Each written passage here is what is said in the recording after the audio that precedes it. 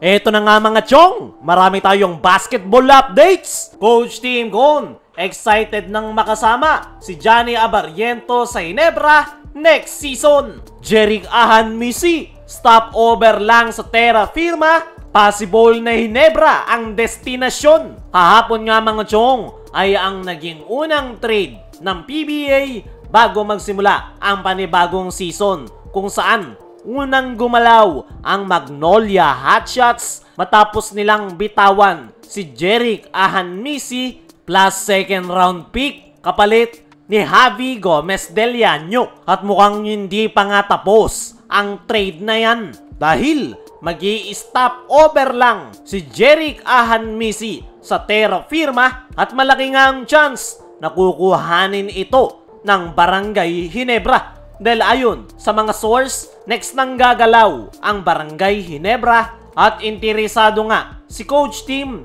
kay Jerick Ahan Misi. Kaya naman, malaki nga ang chance na dadamputin ito ng Ginebra sa Terra Firma. At ito na nga yung plot twist, yung gagawing trade asset ng Ginebra para makuha itong si Jerick Ahan Misi ay yung kanyang kuya na si Maverick Ahan Misi. Kung magkakataon, magpapalitan yung magkapatid. Si Maverick mapupunta ng Terra Firma, si Jerick Ahan Misi ay sa Barangay Ginebra. Pero hindi pa rin dyan nagtatapos dahil bukod kay Jerick Ahan Misi ay tinitingnan na ngayon ng Barangay Ginebra kung meron silang makukuhang big man kasama ni Jerick sa Terra Firma Jeep. Ibig sabihin nga lang yan mga chong, dalawa yung target ng Ginebra. Una, kukunin nila si Jerick Ahan Misi. Pangalawa, kukuha pa ng isang big man ang Ginebra sa Terra Firma. Hindi pa pinapangalanan kung sino yung big man na planong kuhanin ng Ginebra. May mga big man nga ang Terra Firma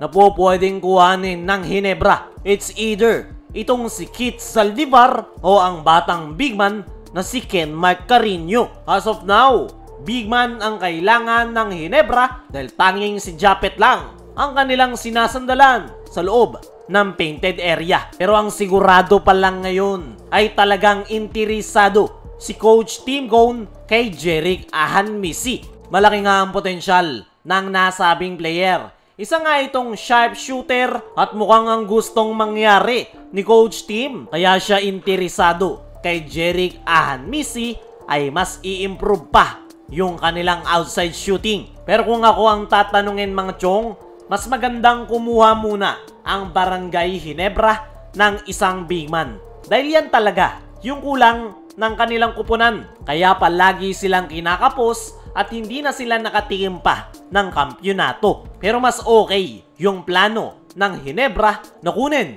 itong si Jerick Ahan Misi at kumuha ng isang big man. Sa ganon ay masusolusyonan yung kanilang problema sa loob ng painted area at the same time mag-i-improve pa yung kanilang outside shooting. Pero kung ganyan yung kanilang plano, paniguradong hindi uubrang si Maverick lang yung kanilang gagawing trade asset. Kailangan pa nilang magdagdag ng player para may execute yan. At hindi nga yan magiging problema sa Barangay Ginebra dahil marami nga silang pwedeng gawing trade asset. Pwede nilang isama dyan si Jeremiah Gray at ang rights ni Jamie Malonzo. At malamang sa malamang, ganyan yung mangyayari. At malaki nga yung chance na handa ang Ginebra na bitawan ang mga nabanggit na player. Kaya mga chong, ano ang masasabi nyo na mukhang stopover lang si Jerick Ahan Misi sa Terra Firma dahil plano siyang kuhanin ng Ginebra kapalit ng kanyang kuya? I-comment mo lang dyan sa ibaba. Dumako naman tayo dito sa kabilang balita. Coach Team Cone, excited nang makasama si Johnny Abarriento sa Ginebra next season. Nitong mga nakalipas na linggo ay ang unang galaw ng Barangay Ginebra ay ang pagkuha kay Johnny Abarrientos para maging parte ng coaching staff ni Coach Team Cone sa Barangay Ginebra. Ayon nga mismo kay Coach Team, sa kanyang naging latest interview ay isang araw good mentor si Johnny A para sa point guard position. Meron daw itong malawak na knowledge sa kanyang triangle offense at inamin pa ni Coach Tim na matagal na daw talaga niyang gustong makuha si Johnny A at isama sa coaching staff ng Barangay Ginebra. At yun na nga yung nangyari. Para sa akin mga chong, ay ang pagkakapasok ni Johnny A ay ang mas magpapaganda ng triangle offense ni Coach Tim. Dahil po pwede ngang i-mentor ni Johnny A yung mga gwardya ng Barangay Ginebra. Lalong-lalo na yung kanyang pamangkin na si RJ Abarrientos. Ito talagang si RJ Abarrientos ang pinaka nagbe-benefit sa pagpasok ni Johnny A. At malamang sa malamang, isa rin yan sa dahilan kung bakit kinuha ni Coach Tim itong si Johnny Abarrientos para mas matutukan at ma-develop ang skills at talent at knowledge na rin ni RJ sa sistemang ginagamit ni Coach Tim na triangle offense. Sa ngayon ay hindi na nga raw makapaghintay si Coach Tim sa paparating na panibagong season dahil muli niyang makakasama ang kanyang dating bata noon na si Johnny A. Kaya mga chong, ano ang masasabi nyo?